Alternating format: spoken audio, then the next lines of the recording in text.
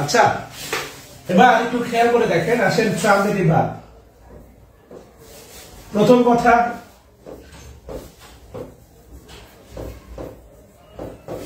লিখেন অবজেক্ট থাকে, সহজ কথা। ধরেন অ্যাক্টিভ ভয়েস, আই রাইস,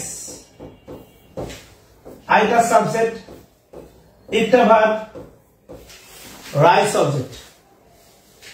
ক্লাসে অফলাইনে বলে থাকি অ্যাক্টিভ থেকে প্যাসিভ করার জন্য সাবজেক্ট, ভার্ব আর অবজেক্ট। এর মধ্যে সবচেয়ে গুরুত্বপূর্ণ কি? অনেকে বলে ভার্ব, কয়েকজন বলে অবজেক্ট। একটা বিষয় মনে রাখবেন, আমি যদি বলি আই গো, এ বাক্যের প্যাসিভ হবে না। আই গো এ বাক্যের প্যাসিভ হবে না। কেন হবে না? এ বাক্যের অবজেক্ট নাই। অ্যাক্টিভ থেকে প্যাসিভ করার জন্য সবচেয়ে গুরুত্বপূর্ণ অংশের নাম হচ্ছে অবজেক্ট। এরপরে দ্বিতীয় গুরুত্বপূর্ণ অংশের নাম হচ্ছে ভার্ব, কেননা ভার্ব আপনাকে টেন্স নির্ধারণে সাহায্য করবে। তাহলে আমরা একটু আগে দেখলাম ট্রানজিটিভ ভার্ব যার অবজেক্ট থাকে, অ্যাক্টিভ থেকে প্যাসিভ করার জন্য অ্যাক্টিভের সবচেয়ে গুরুত্বপূর্ণ অংশের নাম হচ্ছে অবজেক্ট। এই দুটা তথ্য মিলে আমরা বলতে পারি সেটা হচ্ছে ট্রানজিটিভ ভার্বের প্যাসিভ হয়। এখানে ট্রানজিটিভ ভার্বের প্যাসিভ হয়।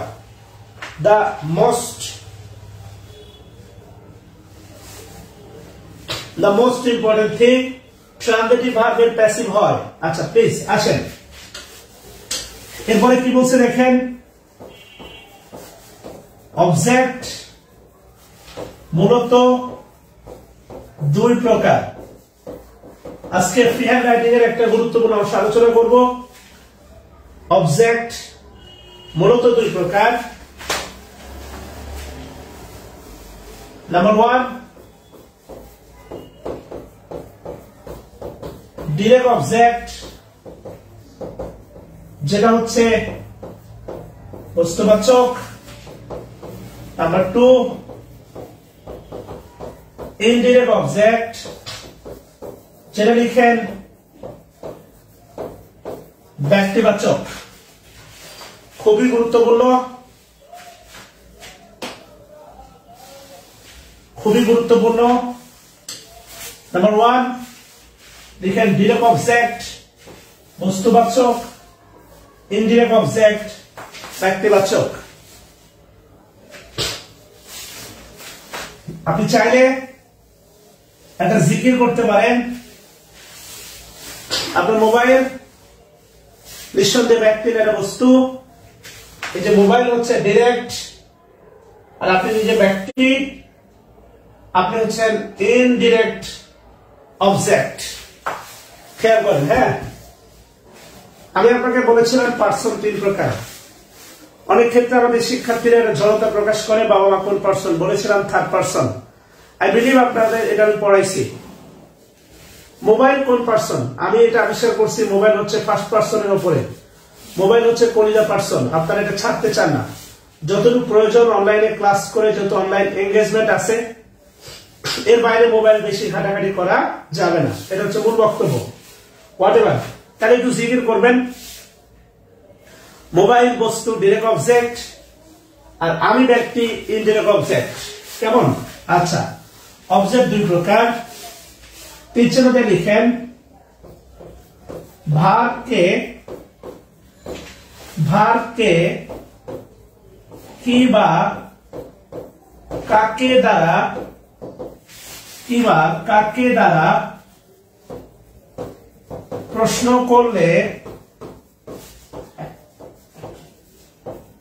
অবজেক্ট পাওয়া যায়।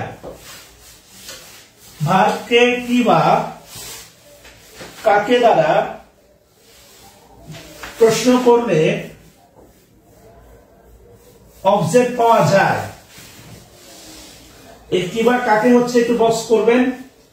ভার্বকে কি বা কাকে দ্বারা প্রশ্ন করলে অবজেক্ট পাওয়া যায়।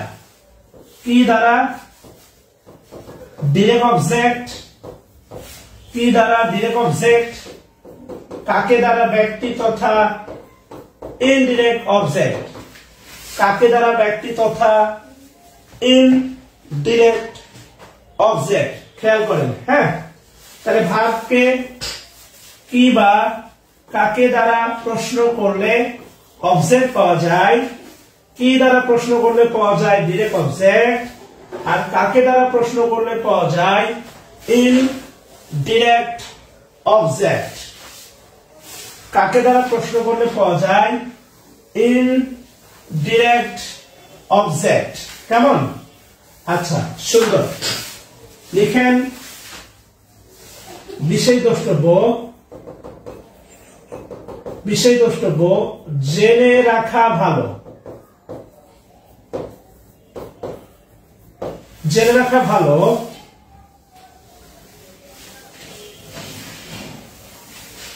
জেনে রাখা ভালো ভার্বকে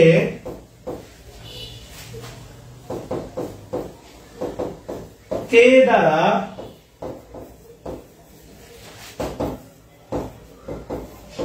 প্রশ্ন করলে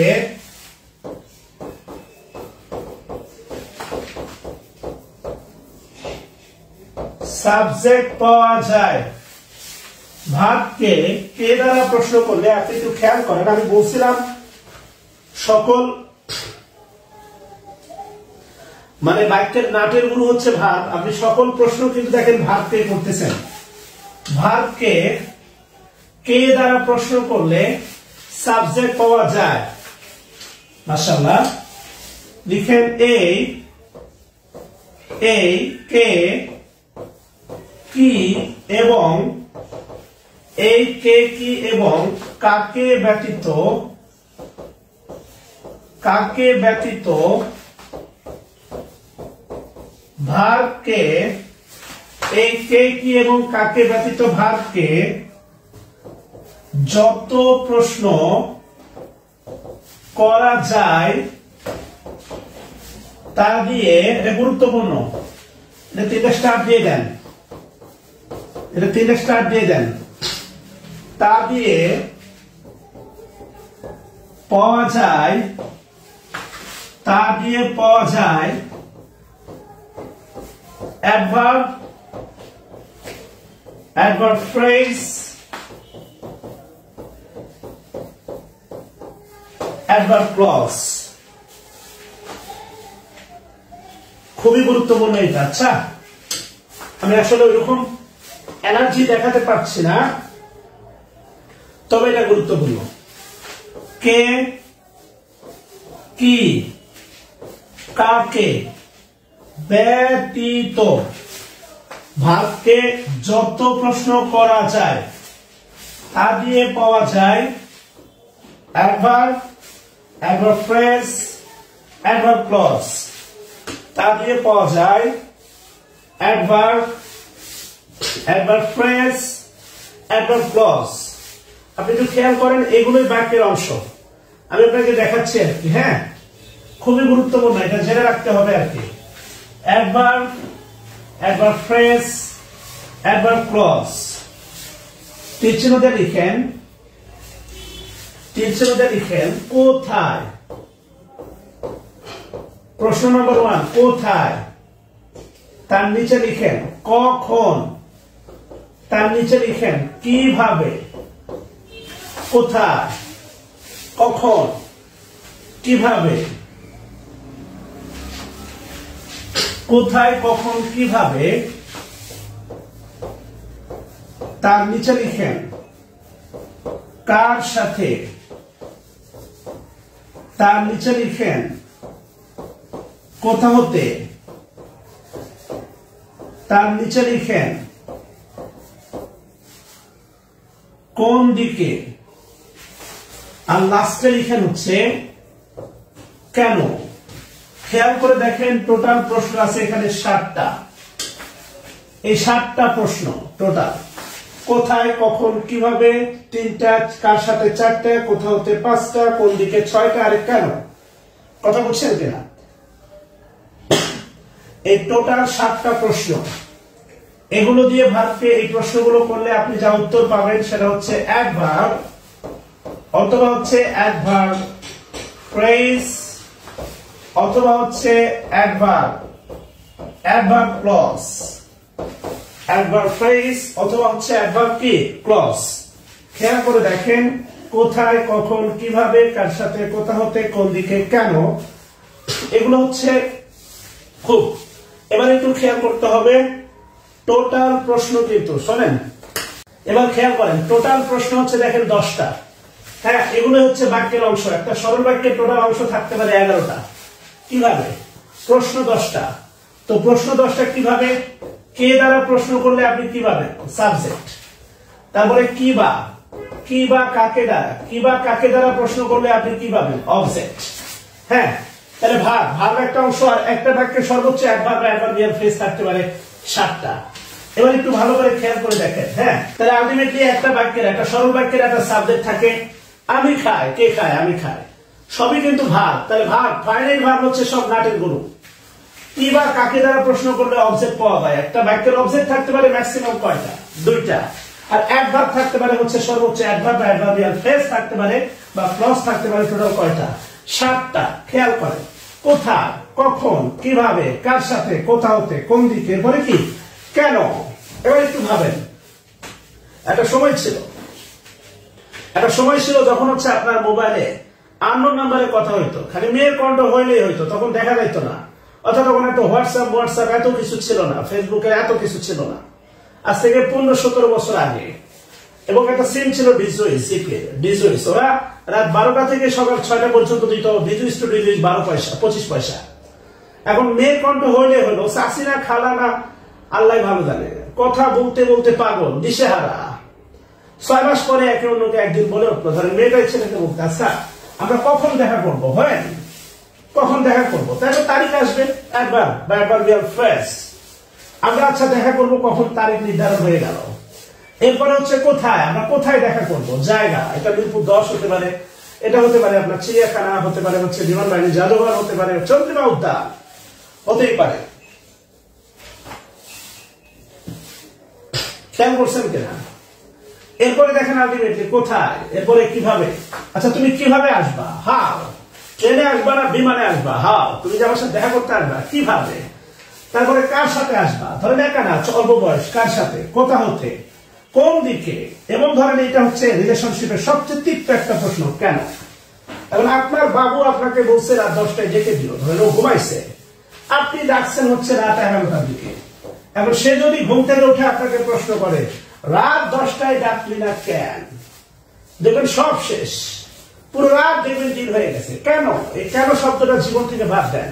আপনি দেখবেন আপনি অনেক দায়িত্ব পালন করবেন, এরপরে দেখবেন আপনার নাম নাই, আপনার সুনাম নাই, আপনার শুধু বদনাম, আপনার কোনো গ্রহণযোগ্যতা নাই। সেই কারণে সবার হক দিয়ে দিবেন, কিন্তু কারো কাছ থেকে কোনো সম্মান, নাম প্রত্যাশা করবেন না, কষ্ট পাবেন।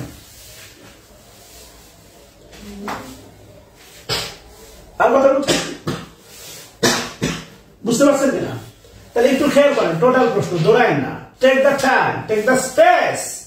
ফ্রি হ্যান্ড রাইটিং কি? এগুলো দিয়ে তো ফ্রি হ্যান্ড রাইটিং বাক্য বাড়ে।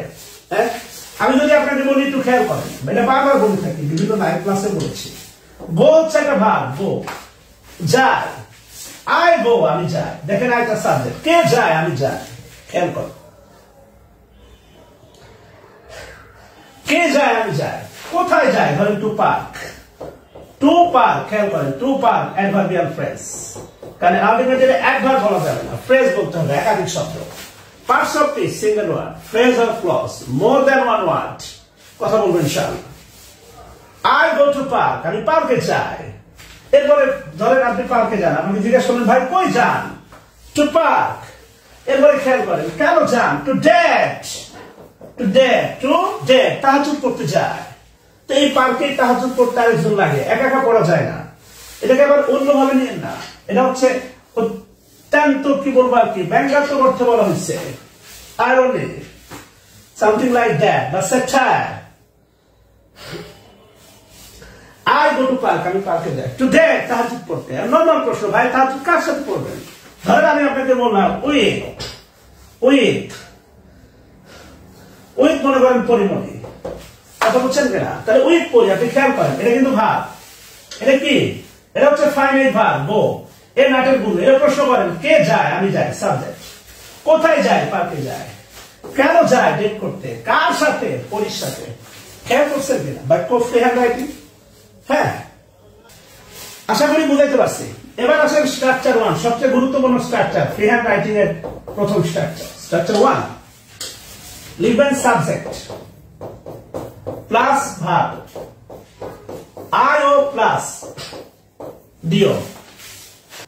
Subject plus verb plus indirect object plus direct object. আমাদের অবজেক্ট কয়টা? দুইটা। অনুবাদ করার সময় খেয়াল করেন, অনুবাদ করার সময় এটা কিন্তু স্ট্রাকচার না। আমি ফ্রি হ্যান্ড রাইটিং এ আবার স্ট্রাকচার আপনাকে আনবো, মাইন্ড ইট। আজকে গুরুত্ব দেয়, তাহলে ওই দিন রিভাইজ হবে। Subject plus verb, subject plus verb, indirect object plus direct object. খেয়াল করেন, subject plus verb, indirect object plus direct object. একটা বাক্য শুরু হবে কি দিয়ে? সাবজেক্ট দিয়ে। এরপরে কি বলবে? তার একটা কি থাকবে? ভার্ব। ভার্বের অবজেক্ট থাকবে কয়টা? অবজেক্ট থাকবে দুইটা, আর অ্যাডভার্ব থাকবে বা অ্যাডভার্বিয়াল ফ্রেজ থাকবে 7টা। ওই অবজেক্ট যদি আসে আমরা দুই ভাবে সাজাতে পারি। তার প্রথমে যদি বসে ইনডিরেক্ট অবজেক্ট, তাহলে পরে কি বসবে? Naturally direct. জিনিস তো দুইটা, শুরুতে যদি হয় ইনডিরেক্ট, তারপরে বসবে ডিরেক্ট। এটা মুখস্থ করার কিছু নাই, ভাবেন, তাই না? তাহলে লিখেন মাই ফাদার। উদাহরণ লিখেন my father gives me a pen. My father gives me a pen. হ্যাঁ, আপনার তুমি একটা আবদার করছো, কেন থাকবে না? Subject my father, verb gives. কথা দিচ্ছি আপনার গানটা পুরোটা শোনাবো। ইনডিরেক্ট অবজেক্ট এবং খুব সুন্দর করে শোনাবো। মি ব্যক্তিবাচক, মি ব্যক্তিবাচক, আর ডিরেক্ট অবজেক্ট বস্তুবাচক। এ পেন বস্তুবাচক। এরপরে লিখেন আব্দুল্লাহ। আব্দুল্লাহ বাই থেকে লিখেন হচ্ছে bought. Abdullah bought me a shirt. Abdullah bought me a shirt. আচ্ছা, আব্দুল্লাহ হচ্ছে সাবজেক্ট। আব্দুল্লাহ কে কিনেছিল? আব্দুল্লাহ। এটা গরুর বট না, বাই থেকে বট। বট ভার্ব, এটা হচ্ছে ভার্ব। মিটা হচ্ছে আপনার অবজেক্ট। মিটা হচ্ছে আপনার ব্যক্তিবাচক object. Me indirect. A shirt বস্তুবাচক অবজেক্ট, বস্তুবাচক। কথা কি ক্লিয়ার? ভাবে। তাহলে দুটো অবজেক্ট। আমি আপনাকে প্র্যাকটিক্যাল উদাহরণ দেখাচ্ছি। হ্যাঁ, ক্লিয়ার কিনা? হ্যাঁ, লেখা যাবে। ডিরেক্ট অবজেক্ট ইনডিরেক্ট লেখা যাবে। ধৈর্য ধরো ভাই, ধৈর্য ধরো, একটু ধৈর্য ধরো। যারা তুমি চাচ্ছ আমি সবই দিব, একটু ধৈর্য ধরো। স্ট্রাকচার এটা 1 লিখো। স্ট্রাকচার 2, স্ট্রাকচার 2 দিয়ে লিখো সাবজেক্ট প্লাস ভার্ব, মানে finite verb plus direct, direct plus to object form plus indirect. হ্যাঁ, ডেকোরেশনটা খেয়াল করো, এটা গুরুত্বপূর্ণ। তাহলে একটু খেয়াল করে দেখেন, সাবজেক্ট ভার্ব আগে যদি আসে ডিরেক্ট, নর্মাল কথা। আগে যদি হয় ইনডিরেক্ট, তাহলে পরে কি হবে? ডিরেক্ট। ডেকোরেশনটা চেক করেন। আগে যদি হয় ডিরেক্ট, তাহলে পরে কি হবে? ইনডিরেক্ট। আর মাঝখানে বসে গেছে প্রিপজিশন টু অথবা কি ফর।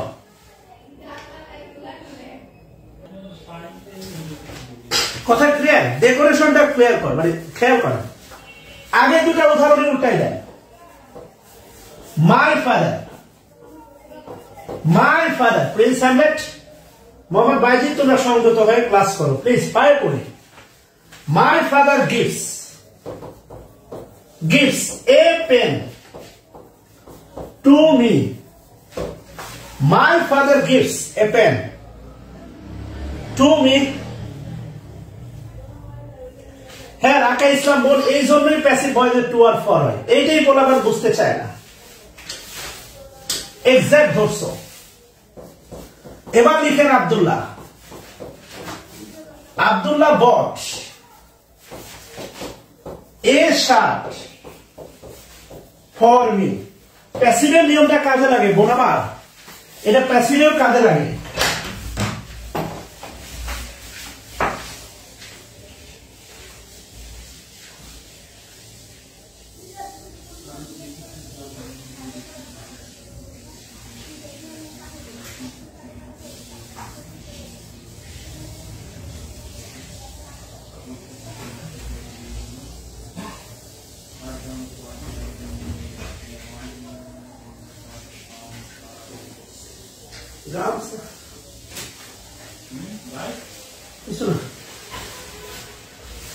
আমি আপনাদের এই কোর্সের মধ্য দিয়ে একটা মেসেজ বারবার দেওয়ার চেষ্টা করছি। I have to try to give the one message. Message হচ্ছে গরুর মাংস বা ধরেন মুরগির মাংস, এখানে হিন্দু ভাই বোন আছেন, মুরগির ভুনা আপনি রান্না করবেন। শুধু মুরগি দিয়ে হয় না, ইট ইজ মানে পারফেক্ট কম্বিনেশন অফ মশলা, পানি, মাংস এবং চুলার তাপ। কারণ আপনি পারফেক্টলি চুলা মানে মশলা দিলেন, পানি দিলেন, মাংস দিলেন, চুলার তাপ হয়েছে ইনপারফেক্ট, বিশ্বাস করেন এটা ভাজি হয়ে যাবে। Grammar is like that, a perfect combination of all grammar, all rules, এবং ডাবল অবজেক্ট। প্যাসিভ করার সময় কখনো ওই প্যাসিভ করার সময় কোন অবজেক্টের আগে টু আসে, কোন অবজেক্টের আগে ফর আসে। This is the fundamental reason. বিশেষ দ্রষ্টব্য লিখেন,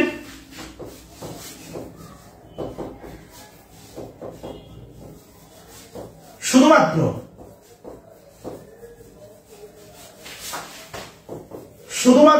জন্য,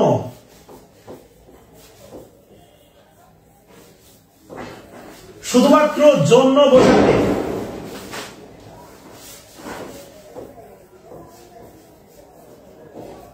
ফর বসে, শুধুমাত্র জন্য বোঝাতে ফর বসে।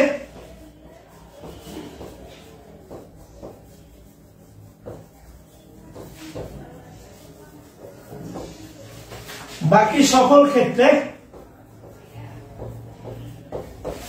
টু বসে। শুধুমাত্র ওই জায়গায় গান আছে না, তোর জন্য। আচ্ছা, এবার যে কাজটা করবেন, প্রিন্স হ্যামলেট জানেন,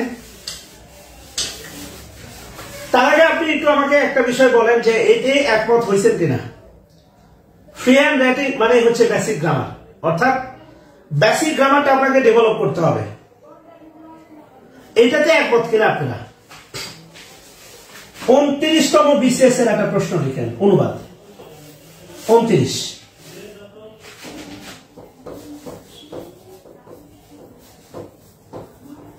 বিবাহ নারীদের সামাজিক মর্যাদা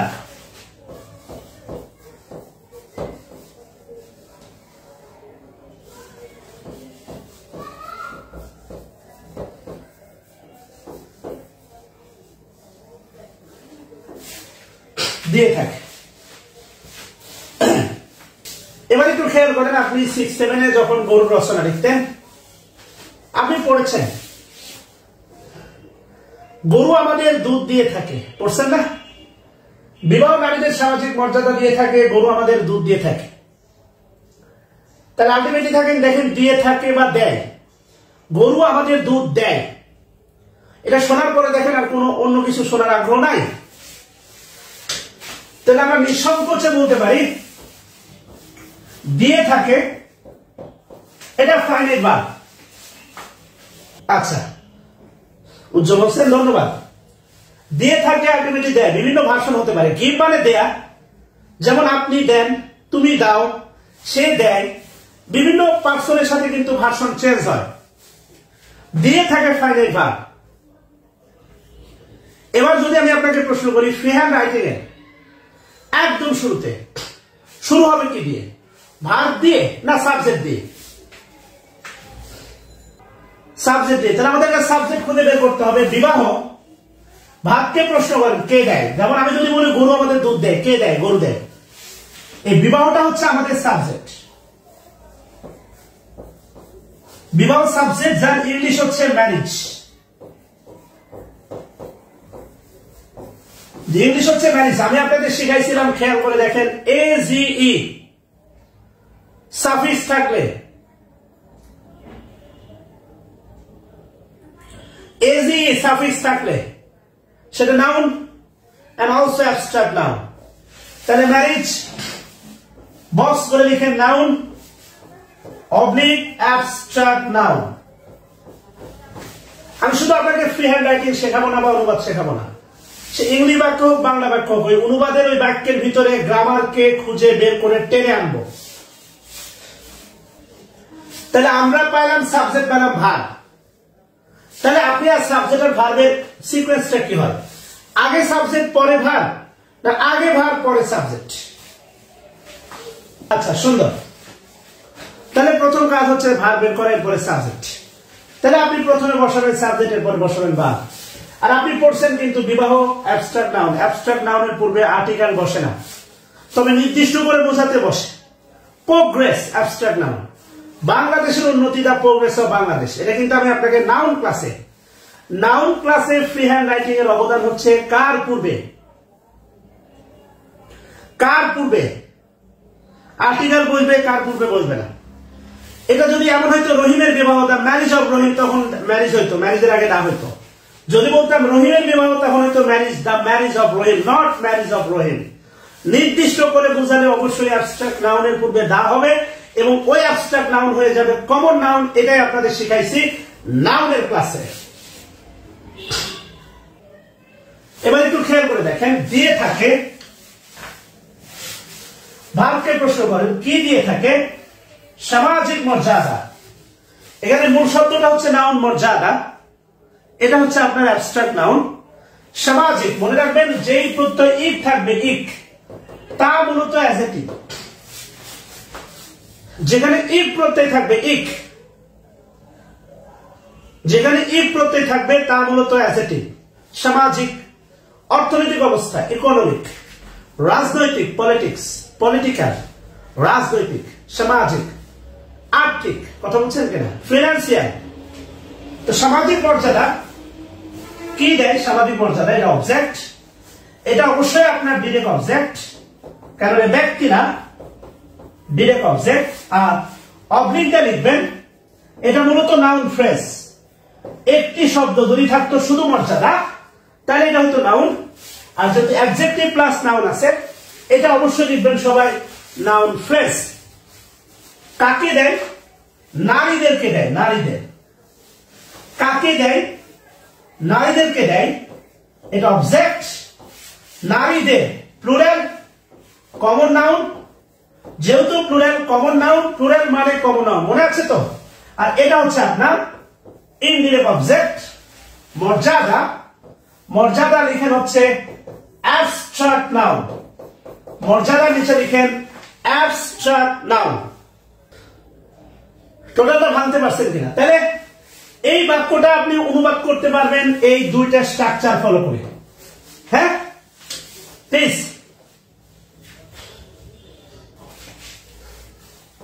বিবাহটা দেখেন সাবজেক্ট, এটা সাবজেক্ট।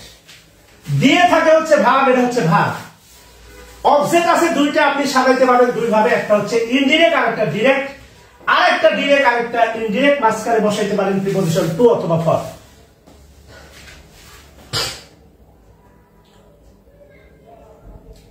ক্লিয়ার কিনা? তাহলে খাতায় বাক্য দুটো সাজান তো দুই ভাবে।